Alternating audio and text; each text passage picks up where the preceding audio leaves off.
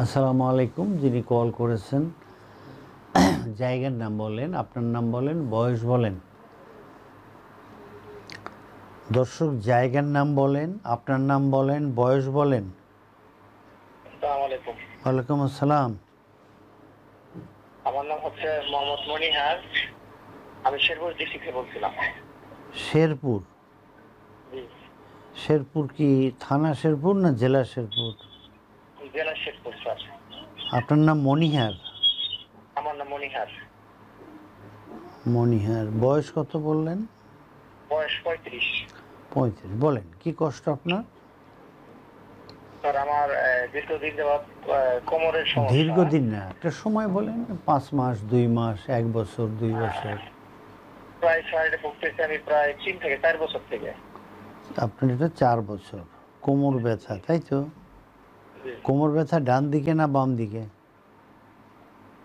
Sir ঠিক মাঝখানে, মানে রাত্রে শুইলে জিনিসটা পারেন আপনার কোমর ব্যথা মাজা থেকে পায়ে যায় না, পা না? থেকে এখনো যায় না স্যার। এই ব্যথা হয়েছে কতদিন বললেন? 4 বছর।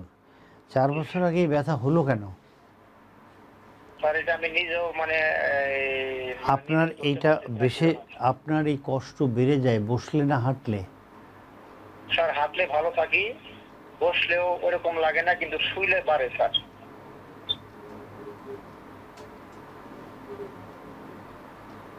কি কাজ করেন? স্যার আমি কাজ করি, টেইলারিং কাজ করি, আমি পোশাক তৈরি করি।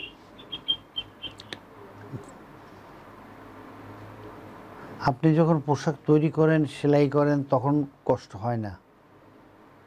তার কষ্ট দীর্ঘক্ষণ বসে থাকলে আর কি এটা ধরে, কিন্তু ওই সময় লাগে না, কিন্তু মুসুর ঘুরলে আবার লাগে স্যার। আপনি এই যে একটু আগে শিরিন নামে একজন ফোন দিছিল ফরিদপুর থেকে, আপনি এটা শুনছেন? জি, আমি ভিডিওটা দেখছি স্যার। আচ্ছা, গুড। আপনি কি আমাদেরকে সাবস্ক্রাইব করছেন? জি স্যার।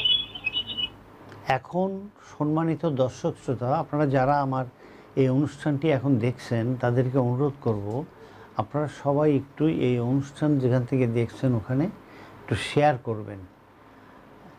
শেয়ার, মনিহার আপনিও শেয়ার করেন। জি স্যার, আমি শেয়ার করে দিচ্ছি। আচ্ছা, একটু শেয়ার করেন এখনই।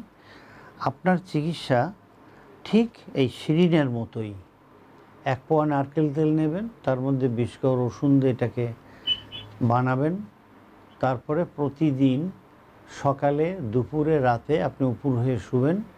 এই নারকেল তেল রসুনটা 10 মিনিট এটাকে ডলবেন। এই যে আমরা এখানে সব ভিডিও দিয়ে দিছি। এরপরে 2 হাত মাজায় রেখে মাথা উঠাবেন। আর আপনি 1 ঘন্টা কাপড় সেলাই করার পরে উঠে দাঁড়াবেন। দাঁড়ানোর পরে আপনি পেছন দিকে বাঁকা হবেন। মনে থাকবে, প্রতি ঘন্টায় বাঁকা হবেন। এইভাবে আস্তে আস্তে ভালো হয়ে যাবে ইনশাআল্লাহ। আল্লাহ ভালো করে দেবেন। এই যে দাঁড়িয়ে পেছনে বাঁকা হবেন।